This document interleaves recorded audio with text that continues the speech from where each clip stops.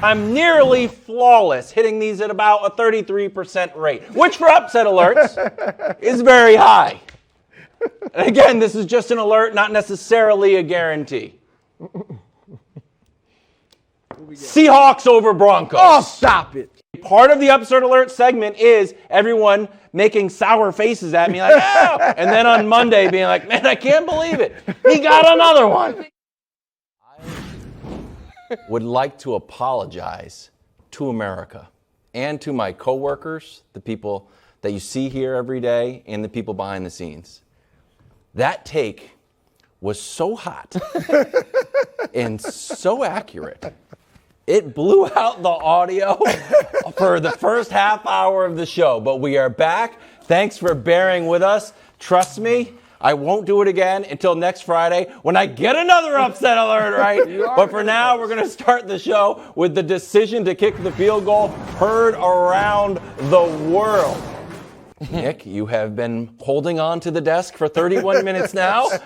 Let these takes go, my friend. Yeah, and again, Wildes is a great teammate, and so he said the technical issues were because his take was too hot. That's true. It's because Brew literally pulled the power from the building to protect his beloved Russell Wilson. So listen, guys, Russ didn't demand a trade, buy the most expensive house in the history of Colorado, come up with the corniest catchphrase ever, and do all of those rehearsals for this.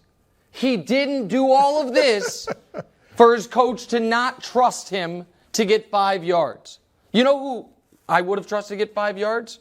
The Russell Wilson that ran around. The Russell Wilson who was one of the most deadly third and fourth and short quarterbacks ever. Well, that was before he was Mr. Quite Limited.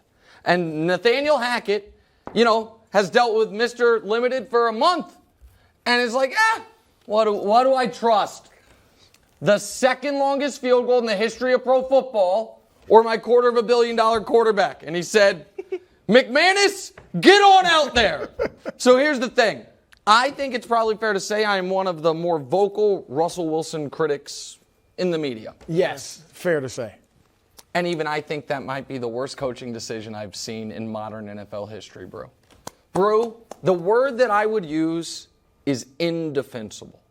So we have seen other coaching decisions that we disagree with. Marty Morningweg, once upon a time, when overtime was just first points win, punt or kicked off in overtime. But at least that was defensible. It was like, the weather and the defense, you understood it.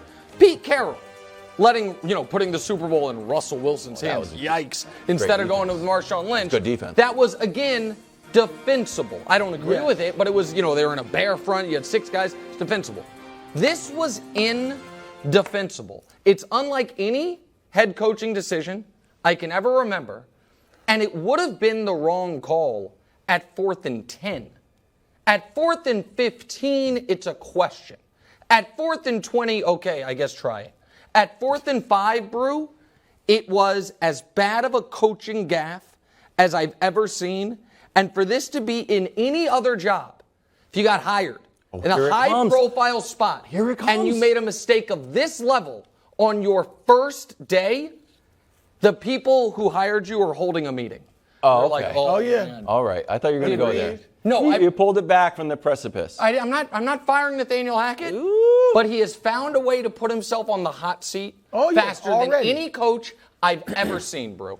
You're right. I agree with. Once you got off of killing Russ, you were golden right there. And let me say this for America, because you were right. That's true. You deserve your props. Thank you. But Wildes was not the only. Nobody points out that my upset alert was Steelers. Okay. Oh, my God. Bengals. I'm just saying. I'm not going to stay on it, but I'm just saying. Yeah, nobody points Can a brother get a little bit of love? My day. You can't. My day. That was a bigger upset, but anyway. My day. Okay, whatever. But you are right about Nathaniel Hackett. Oh, my gosh. I mean, first of all, let's look at some numbers, because the analytics guys are typically the ones that do some strange stuff. But none of the analytics, barring some one we saw in a .com publication, look at this.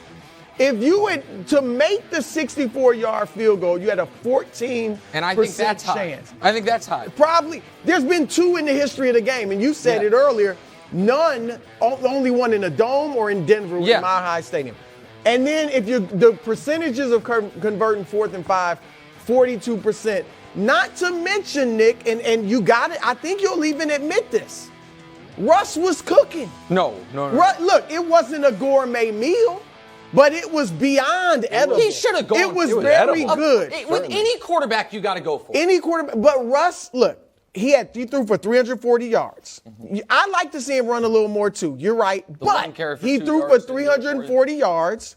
199 of them came on 3rd down. Yeah. He was 12 for 14 on 3rd down. He was doing damage. He was surgical with the short passes. All right? And I mean it. All right? He was surgical with the short passes. Obviously, you should have gone for it. And look, it wasn't just that, though, Wildes. Nathaniel Hackett had me pulling out my hair all game long. The last call was just, as Nick said, indefensible. But what about in shotgun formation on the 1-yard line? Twice. Yeah, it was a terrible you game. take away the option of the QB sneak, which brings in the defenders on the interior line, so gives you more room outside. You take away the option for the pitch, you become predictable. Nathaniel Hackett, and now I was reading the Denver papers today. He is on the hot seat. Of course. They said the honeymoon is over. Yeah. Right to the divorce lawyer. I thought it was a good hire. Barbados, right to the office. Let me say this quickly, because Nick was, like I said, he wanted to rip Russ. So because Russ was not good. They scored 16 points. He had 340 yards? Bro, stop. We all saw the game. And it wasn't against prevent defense. His biggest pass of the game was a terrible underthrow that he got saved on. He had 2 picks dropped. He threw 12 passes in the red zone. They scored 0 touchdowns on them. They scored 16 points in his return to Seattle. He got outdueled by Geno Smith. Let's not act like Russ played well. However, the villain is Nathaniel Hackett. Can I stop? Can I meet you in the middle here? I'm going to do the impossible. I'm going to try to defend Nathaniel Hackett, but you'll like it. That is the impossible. No, you'll like it. You'll like it. Nathaniel Hackett has never coached a pro football game in his entire life. He's got a pivotal decision to make. Russell Wilson 100% agree with is the face of that franchise. He's supposed to be, like Eric Mangini says, force multiplier. Make everybody better around you. Be the sort of the spirit of the franchise. Okay. Absolutely agree. He has a quote. They said, hey, you know what? We talked to the kicker, said he could hit it from 64. Why didn't Russ say, oh, we're going to kick it? Why didn't Russ say, you know what? Give me a chance to get it, coach. Why didn't Russ? That's not a 100%. I mean, I understand sort of like, a hierarchy of decision making. I totally get it. But do I think that Nathaniel why didn't Russ say it? Why didn't Russ say, give me a chance? Give me a chance, coach. I'm going to answer both of you guys, okay? Because you took it out on Russ. They don't believe in him. He's older. He doesn't run anymore. And you took it out on him for not, pulling the cord on that call. Aaron Rodgers, Nathaniel Hackett was the offensive coordinator on that Green Bay Packers team less than 2 years ago. Sure. NFC title game, 4th and 8, and they kick up with 2 minutes left. And they kick a field goal with the great Aaron Rodgers there, and they never get the ball back. Okay, and they lose. Why didn't Aaron Rodgers? He's better than Russell. He probably should have. He should have. We talked about that in the show. But the better question is why. But he didn't. Yeah. And you're going to tell me Matt LaFleur doesn't trust Aaron Rodgers? No, I'm going to tell you that. So I'm just saying that doesn't mean he doesn't trust. Is more of a mistake. No, Russell? He trusts him enough, not as much as McManus making the second longest field goal in the history of the NFL. He trusts. So there's a level of trust. Like, do I trust my dog to watch my toddler? No. Do I trust Russell Wilson to pick up a 4th down? Well, more than the dog-toddler situation. Do I trust Brandon McManus to make the second greatest kick in the history of football? More than I trust Russell Wilson to pick up 5 yards. Once again, don't argue with me. That's arguing. That's what we saw happen. And we saw Lamar. You mentioned this in the pre-show. Mm-hmm. Jim Harbaugh asked Lamar. We also, if you were watching the Manning cast, the moment 3rd down ended, Peyton signaling for a timeout. You know who also can do that? Facts. The actual quarterback. That's true. He signaled for a timeout. And but I think Russ also knew, despite some of the empty calories, Empty He wasn't. calories. Bro, do you think Russ was sharp yesterday? I Do you thought think he was good. Okay, I disagree. He wasn't spectacular, but he was good. And you killed him for the underthrow to Judy. Mm-hmm. How many times did Patrick Mahomes underthrow Tyreek Hill for touchdown? Okay, that's fine. But that's, you know what? So be it. Well, I didn't kill him for the underthrow to Judy. I said his one substantial play was an underthrow. I don't think Russell Wilson played a good game. I think despite that, what Hackett did is insane. Almost as insane as, and this is what is so puzzling to me, because Brew just gave us the good example. Nathaniel Hackett was the coordinator in Green Bay when they did this. So almost as puzzling as folks knowing all that and being like, yep, that team's going to win the AFC West. That team's going to be a juggernaut. That team's going to be a contender. Why? So you're writing them off already. I had already written them off as a contender. They were never going to be a contender. And now, for the Broncos, when we've talked before about the end of the season, they have the toughest 6-game stretch of any team in football. They had to get their touchdown favorites against one of the supposedly worst teams in the league. You watched that team yesterday? They looked sharp.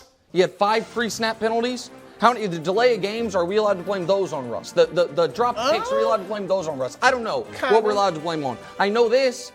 When you have Baltimore, Kansas City, Arizona, the Rams, Kansas City, and the Chargers, in your final 6 weeks of the year, you need to bank wins early. That's fair. You can't. Would you agree that the game against Seattle was supposed to be, it's easier than any of their divisional games. It's supposed to be one of the easiest games on their schedule. And they blew it. They absolutely blew it. Okay. And so can I tell you why I'm still high on them, even though they were my upset alert? It's just 2 fumbles at the goal line. Those aren't strategies. Right. Those aren't, you weren't ready for the game. Those weren't fundamental flaws.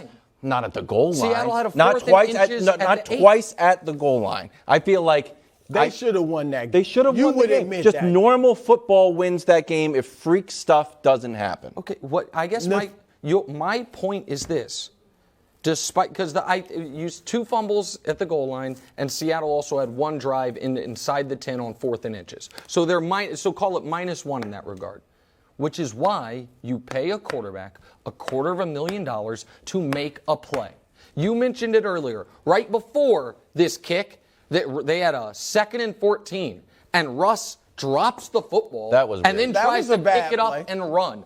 Or that was slick. Or because it almost what about the fact that prior to those fumbles at the goal line, each of those drives, Russell Wilson had multiple pass attempts, and none of them came close to resulting in a touchdown. They're sailing out the back of the end zone. One is hitting a defender in the helmet and he's missing it. One was right on the goal line. Yeah, that was almost a touchdown. Russ threw 12 passes inside the 20. They scored 0 touchdowns off it. Russ had multiple opportunities to rush for first downs. He ran the ball once for 2 yards. So why do you think that is? Because there's been a lot to be made of. He's not the athlete he once was, and because he can still run. He's not running at all. Yeah, because we have all this evidence. His former teammates don't like him. His former coach seems a little annoyed with him. We have all I want to be a Seahawk for life. By the way, I have a no trade clause. By the way, here are the teams I'll go to. We have all this evidence that Russell Wilson, I'm watching the Super Bowl with Roger Goodell. I want to be out there. I want to win an MVP. I want to be one of the greatest quarterbacks ever. He wants to not only win, he wants to win a certain way.